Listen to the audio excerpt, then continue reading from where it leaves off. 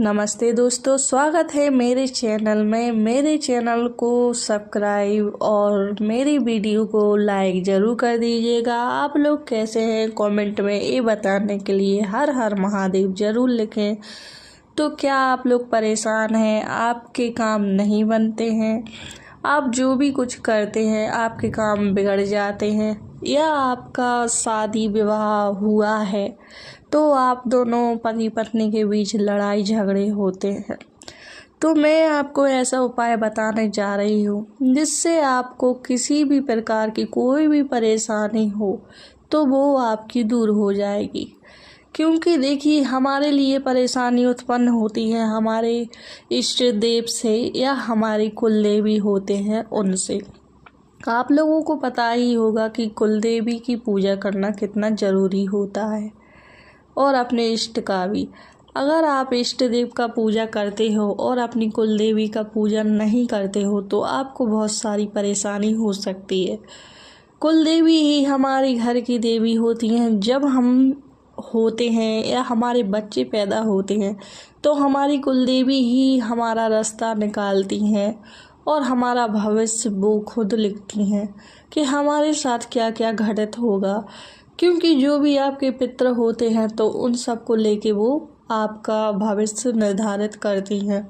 वो देखती हैं आपके जो पूर्वज थे उनका पूरा भविष्य कैसा था, कैसे रहे वो, उन्होंने क्या किया, कौन से कर्म किए और क्या नहीं किए।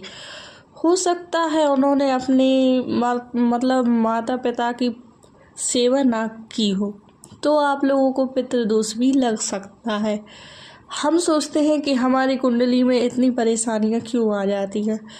कभी हमारी कुंडली में गुरु खराब होता है तो कभी शुक्र खराब होता है, और कभी हमारी कुंडली में शनि भी खराब हो जाता है। तो हम नहीं समझ पाते हैं कि ऐसा क्यों हो रहा है। हमें कुछ समझ में नहीं आता है कि आखिर हम करें तो क्या करें।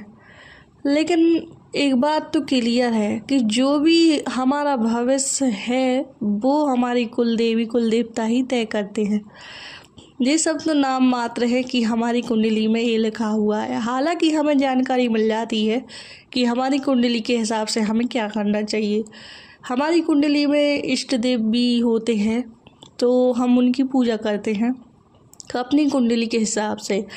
जैसे कुछ लोगों का मकर राशि होता है तो उनके इष्ट हनुमान जी होते हैं या फिर शनिदेव होते हैं, और किसी किसी के विष्णु भगवान भी होते हैं। तो कुंडली के हिसाब से, राशियों के हिसाब से उनके अलग अलग इष्ट देव होते हैं। लेकिन इष्ट देव की पूजा करने के बाद भी उन लोगों को पूरा फल नहीं मिल पाता है। क्यों नहीं मिल पाता है? क्योंकि हम जब भी पूजा करते हैं तो सिर्फ अपने इष्ट की कर देते हैं, या फिर हम कुलदेवी की पूजा करते हैं तो इष्ट को भूल जाते हैं, और इष्ट की करते हैं तो कुलदेवी को भूल जाते हैं। ऐसा हमारे जीवन में उतार चढ़ाव बना रहता है। तो मैं आपको बताने जा रही हूँ कि जब भी आप पूजा करते हैं तो अगर आप अपने इष्ट देव की पूजा करते हैं तो सबसे पहले अपनी कुल देवी या आपके यहाँ जो कुल देवता हैं उनके लिए आप एक दीपक जलाइए, घी का जलाइए। कुल देवी या कुल देवता आपके जो भी इष्ट है उनका दीपक आप जला सकते हैं। उसके बाद आपके जो इष्ट हैं फिर उनकी पूजा करिए। आपके घर में अगर कुल देवता है तो उनका आवाहन करिए। पहले बोलना है आपको ओम कुल देवताय नमः, कम से कम 5 बार या 11 बार आपको ऐसा करना है। और उसके बाद अगर आपकी कुलदेवी है तो कुलदेवी का भी आप ऐसे ही जाप कर सकते हैं, और ओम कुलदेवी नमः, ठीक है, 5 बार या 11 बार या 21 बार। कुछ लोग 108 बार भी करते हैं। ये आपके ऊपर निर्धारित करता है कि आपके पास कैसा समय है, तो आप लोग ऐसा कर सकते हैं। मैं भी जब पूजा करती थी तो बहुत परेशान होती थी। मुझे कुछ समझ में नहीं आता था कि मैं आखिर में क्या करूं। मैं बहुत परेशान रहती थी।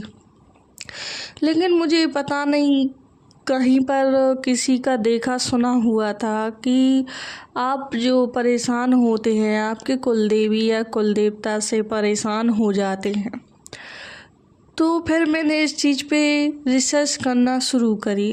मैंने कुंडली पर भी रिसर्च करना शुरू करी और बहुत कुछ सीखा ग्रंथ पुराणों से। मैंने खुद अपना भविष्य तय किया। आज मैं इतना जान चुकी हूँ कि कहाँ किस चीज़ की कमी से आपके जीवन में उतार चढ़ाव हो जाते हैं। मैंने बहुत रिसर्च करने के बाद बहुत कुछ सीखा है दोस्तों, तो अपने जीवन को बहुत सा सुधार लिया है और मुझे बहुत चीज़ों का ज्ञान हो गया है। क्योंकि जब आप किसी चीज़ को शिद्दत से करो तो आपको ज्ञान होना पॉसिबल ही है। अगर जैसे आप पे मेरी वीडियो सुन रहे हैं तो आप लोगों को नहीं पता होगा, लेकिन आप लोगों को भी ज्ञान इसी चीज़ से मिलता है। तो आपने सुना इस वीडियो को तो आपको नॉलेज हो जाएगी कि मैंने क्या बताया है और आपको किस तरह से पूजा करनी है। अगर आपके पास में कोई संतान नहीं हो रही है, बहुत से लोग ऐसे हैं जिन्हें संतान नहीं होती है, तो आप लोग एक काम करिएगा। आपकी जो कुलदेवी हैं, नारियल होता है, नारियल को फोड़ के नारियल निकाल लीजिए और उसे छील लीजिए और उसकी चक्की बना दीजिए। आपको आती होगी बनानी, नहीं आती बनानी तो सीख लीजिएगा। कम से कम उसकी मिठाई बनानी है। जैसे आप तिल की चक्की बनाते हैं वैसे ही इसको बनानी है। हर शुक्रवार को बनानी है, कम से कम 16 शुक्रवार आपको बनानी है और बनाने के बाद 12 भाग करने हैं। एक शुक्रवार को आपको इस बर्फी का 12 भाग करना है और आपको कुलदेवी को अर्पित करना है और उनसे बोलना है कि मेरे यहाँ संतान हो जाए। अगर आप बहुत ज़्यादा परेशान हैं तो आप ये उपाय कर सकते हैं। 16 शुक्रवार तक आपको माता के सामने ये भोग लगा के रखना है। आपकी गोद जल्दी भर जाएगी। अगर आपके यहाँ बहुत दिनों से बच्चा नहीं हुआ, क्योंकि कुलदेवी ही हमारी ऐसी होती हैं जो संतानें देती हैं, वो ही निर्धारित करती हैं कि आपको संतान देनी है कि नहीं देनी है। अगर ऐसा है, आप लोग बहुत परेशान हो चुके हैं, तो ये उपाय ज़रूर कीजिए दोस्तों। कुलदेवी ही आपको रास्ता दिखाएंगी जल्दी ही, तो ये उपाय कर लेना।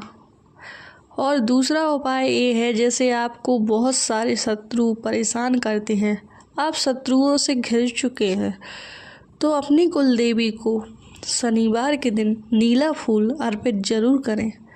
नीला फूल जी, ये हमारे ग्रह दोषों से जुड़ा होता है। शनिवार का दिन तो वैसे शनिदेव का होता है, उन्हें भी नीली चीज़ें या काली वस्तुएं चढ़ती हैं, तो कुलदेवी के लिए भी ऐसा करना ज़रूर है। क्योंकि कुलदेवी ही है जो आपके नक्षत्र बनाती हैं, ग्रह दोष बनाती हैं, इसलिए सबसे पहले अपनी कुलदेवी को प्रसन्न करिए।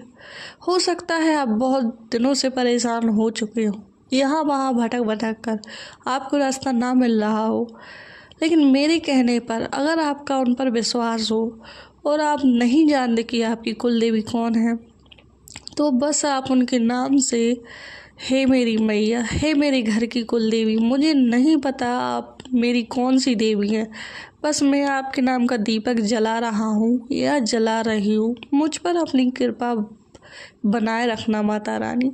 देखिएगा, आप लोग जैसा मैं बता रही हूँ वैसा करते हो तो बहुत सा प्रभाव आपको देखने को मिलेगा। और ये उपाय करके मुझे ज़रूर बताइएगा कि आपको कितना आराम लगता है, कमेंट में मुझे बता देना। तो आज के लिए इतना ही। उम्मीद करती हूँ आप लोगों को ये जानकारी ज़रूर पसंद आई होगी। देखने के लिए धन्यवाद।